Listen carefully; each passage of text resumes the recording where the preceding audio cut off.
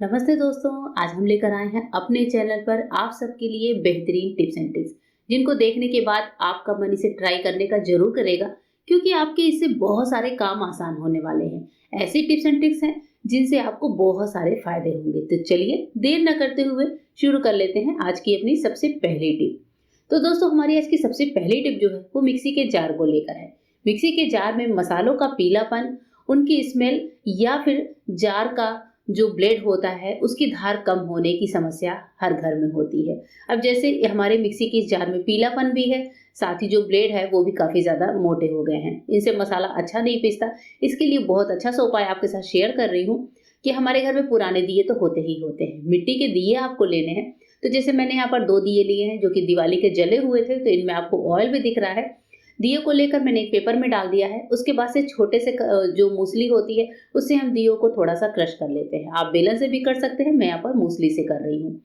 अब जब दिए हमारे इस तरह से क्रश हो जाएँ, तो हम डालेंगे अपने मिक्सी के जार में, जिसकी धार हमें तेज करनी है या फिर जिसके अंदर से हमें पीलेपन को निकालना है। मिक्सी के जार पीले हो जाते हैं, इसमें से स्मेल आने लगती है, तो ये टिप आपके बहुत काम आएगी। दियों का क्रश लेने के बाद अब जो दूसरी चीज़ हम डालेंगे वो है न्यूज़पेपर। न्यूज़पेपर जो होता है उसका जो इंक होता है वो बहुत ही अलग तरीके से काम करता है हमारे मिक्सी के स्मेल को दूर करने में। तो यहाँ पर आप पेपर के टुकड़ों को इस तरह से तोड़कर डाल दीजिए। अब इसके बाद से हम डालेंगे थोड़ा-सा पानी। थोड़ा-सा पानी इसलिए जिससे कि मिक्सी के जार जब हम चलाएँ तो ये अच्छे से घूम सके। ढक्कन लगाएँगे, मिक्सी के जार को 30 से 40 सेकंड चला लीजिए। 30 से 40 सेकंड के बाद आप देखेंगे कि जो दिए का क्रश है और न्यूज़पेपर है, इसकी एक लुगदी सी बन गई है। इस तरीके से क्या होता है, जब हम दिए को मिक्सी में चलाते हैं तो सबसे पहले तो हमारी मिक्सी के धार की जो ब्लेड की धार है वो बहुत मजबूत होती है। न्यूज़पेपर का इंक जो है वो मिक्सी के अंदर जो पीलापन है, मसालों की जो स्मेल है, उन सबको निकालता है और पूरे मिक्सी के जार से एक बहुत ही सोंधी सी खुशबू आने लगती है। अब इस लुगदी को आप हटा सकते हैं, इसको फेंक सकते हैं। अब इसके बाद से मिक्सी के जार को नॉर्मल पानी से वॉश कर लीजिए। नॉर्मल पानी से वॉश करने के बाद आप देख रहे हैं अंदर का पीलापन है पूरी तरह से निकल चुका है। आपको साफ दिख रहा होगा कि पहले ब्लेड कैसा था और अभी ब्लेड कैसा हो चुका है। पूरा पीलापन निकल चुका है। मिक्सी के जार की स्मेल बहुत अच्छी हो गई है, साथ ही जो ब्लेड की धार है वो भी बहुत ही शार्प हो गई है। तो इस तरीके से आप इस टिप को अपनाकर अपना काम आसान बना सकते हैं। नेक्स्ट टिप है मूंगफली के छिलकों को लेकर। सर्दियों का दिन है, मूंगफलियां हम सब खूब खाते हैं। हर घर में मूंगफली के छिलके निकलते हैं। ये जो मूंगफली के छिलके होते हैं, क्या आपको पता है कि हमारे लिए कितने ज़्यादा यूज़फुल होते हैं? इससे पहले शायद आपने आज तक मूंगफली के छिलकों का ऐसा इस्तेमाल कभी नहीं देखा होगा। तो हमारे घर में भी जब मूंगफली के छिलके निकलते हैं तो मैं इनको फेंकती नहीं हूँ। अगर आप घर में चूल्हा जलाते हैं तो मूंगफली के छिलकों को इनमें डाल सकते हैं। और मैं यहाँ पर आपको मूंगफली के छिलके का बहुत ही अलग टाइप का इस्तेमाल बताने वाली हूँ।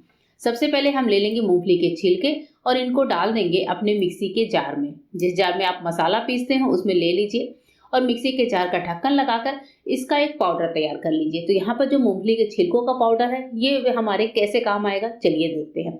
ये पाउडर है, इसको बनाकर आप डब्बे में रख सकते हैं और उसके बाद से जो है हम चलते हैं अपने घर में जो प्लांट्स हमने लगाए हुए होते हैं उन पेड़ पौधों के पास। तो यहाँ पर जैसे कुछ पेड़ पौधे लगाए हुए हैं उनमें ये क्या करेगा, बहुत अच्छा खाद का काम करता है, यानी कि उर्वरक का काम करता है। तो जो हम लोग मिट्टी में डालते हैं, रेत वगैरह डालते हैं, मिट्टी को थोड़ा सा खोसला करने के लिए खाद डालते हैं, सूखे पत्ते डालते हैं, मूंगफली के छिलकों से आपका बहुत सारा काम आसान हो जाएगा। कोई सा भी प्लांट हो, पौधों का हो, सब्जियों का हो, कोई भी फ्लावर का प्लांट हो, आप उसमें ये मूंगफली के छिलके डालिए और फिर आप देखिए कि कैसे ये बेहतरीन तरीके से हमारे पौधों पर वर्क करता है। इस तरीके से करके आप भी देखिएगा और मुझे फीडबैक भी दीजिएगा। चलिए दोस्तों, बढ़ते हैं आज की अपनी नेक्स्ट टिप की तरफ। और हाँ, आप मेरे वीडियो को कहाँ से देख रहे हैं कमेंट करना बिल्कुल भी मत भूलिएगा। नेक्स्ट टिप है दोस्तों, हमारे जो नेल्स होते हैं उनके पीलेपन को लेकर। कभी कभी क्या होता है, हम लेडीज़ के नेल्स बहुत ज़्यादा पीले पड़ जाते हैं, गंदे हो जाते हैं और हम मसाला वगैरह बनाते हैं, खाते हैं, इन्हीं हाथों से अपना सारा काम करते हैं तो हमारे नेल्स बहुत ज़्यादा पीले पड़ जाते हैं। इसके लिए आपको बहुत अच्छा सा उपाय बता रही हूँ कि आप ले लीजिए थोड़ा सा खाने वाला सोडा, यानी मीठा सोडा, जिसको हम बेकिंग सोडा भी बोलते हैं। इसके साथ ही मैं डालूंगी व्हाइट विनेगर, जिसका इस्तेमाल हम अपने चाउमीन में करते हैं। विनेगर और सोडे को लेने के बाद इसको अच्छे से मिला लीजिए। अब आपको लेना है कॉटन का एक टुकड़ा। ये हमारा बहुत ही स्ट्रॉन्ग सॉल्यूशन होता है जो हर तरह की क्लीनिंग में काम होता है। लेकिन आज इसका इस्तेमाल हम करने वाले हैं अपने फिंगर्स के पीलेपन को दूर करने के लिए। हमारे नेल्स पे जो पीलेपन है उसको दूर करेगा ये। तो इसके लिए यहाँ पर छोटा सा कॉटन का टुकड़ा ले लीजिए। अब आपके जिस भी नेल्स पर आपको लगे कि पीलेपन का दाग बहुत ज़्यादा है, जो हल्दी वगैरह के दाग लग जाते हैं, या फिर हमारे नाखून, कभी-कभी आपने देखा है कि अगर हमने बहुत टाइम से मैनीक्योर नहीं कराया, अपनी केयर नहीं करी, तो भी हमारे नाखून थोड़े पीले-पीले से हो जाते हैं। तो ऐसे टाइम पर आप ये सॉल्यूशन का इस्तेमाल करिए। आपको कॉटन में लेना है थोड़ा सा सॉल्यूशन और अपने नेल्स पर इसको रब कर लेना है। ये काम आप करिए तब जब आपने अपने सारे काम निपटा लिए हों, उसके बाद से इत्मीनान से बैठकर ये काम करिए। आपको इसे रब करना है 1 से 2 मिनट तक। सारे नेल्स पर अच्छे से करिए। हाथों की सारी नेल्स को अच्छे से रगड़-रगड़ कर इस सॉल्यूशन से साफ करिए। आप देखेंगे कि आपके हाथ कितने बढ़िया तरीके से चमकने लगते हैं। लेकिन दोस्तों, हमारा काम यही खत्म नहीं हुआ है। इसके बाद आपको एक काम और करना है, जो मैं आगे आपको बताऊंगी।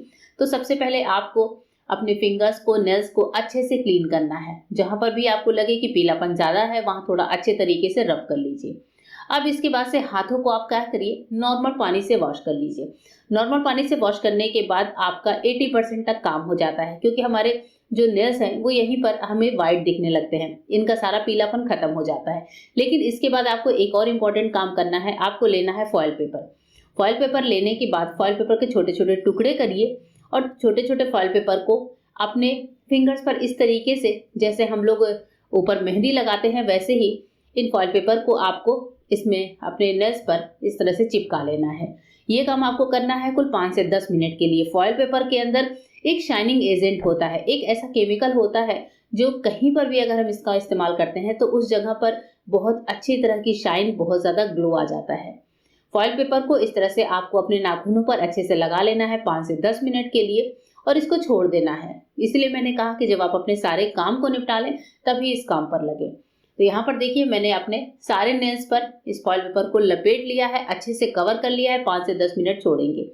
अब जब 10 मिनट के बाद आप इन फॉयल पेपर्स को निकालेंगे तो आप देखेंगे कि आपके जो नेल्स हैं उन पर कितना ज़्यादा ग्लो आ चुका है, कितनी ज़्यादा शाइन आ चुकी है। ये फॉयल पेपर एकदम जादू की तरह काम करता है। सिर्फ आपको 10 मिनट के लिए करना है, उसके बाद से आप इनको निकाल दीजिए, आपको इसको ग्लो नजर आएगा। उसके बाद से बस आप अपना काम करिए। इस तरह से 15 से 20 दिनों में एक बार इस थेरेपी को आप अपना सकते हैं। होप करती हूँ ये टिप आपको पसंद आई होगी। चलिए बढ़ते हैं आज की नेक्स्ट यूजफुल टिप की तरफ। तो हमारी जो नेक्स्ट टिप है वो टिफिन के जो लिड होते हैं, जो हमारे एयर टाइट टिफिन होते हैं हॉट एंड कोल्ड वाले, उनकी लिड को लेकर है। आपने देखा होगा कि इनकी लिड में इस तरह का एक रबड़ लगा होता है और इस रबड़ की क्लीनिंग हम क्या करते हैं, हम लापरवाही करते हैं। हम इसकी क्लीनिंग करते ही नहीं है। यानी कि ढक्कन को ऊपर से तो साफ कर दिया, लेकिन क्या आपने कभी इसे अंदर से साफ किया है? ये देखिए, आपको दिखेगा कि कितनी ज्यादा गंदगी लगी होती है। ये हमारे बच्चों के बॉडी पर कितना ज्यादा नुकसान करता है, कितना बैक्टीरिया, जर्म्स, सड़ा हुआ खाना, ये सब टिफिन के लिड पर लगा होता है।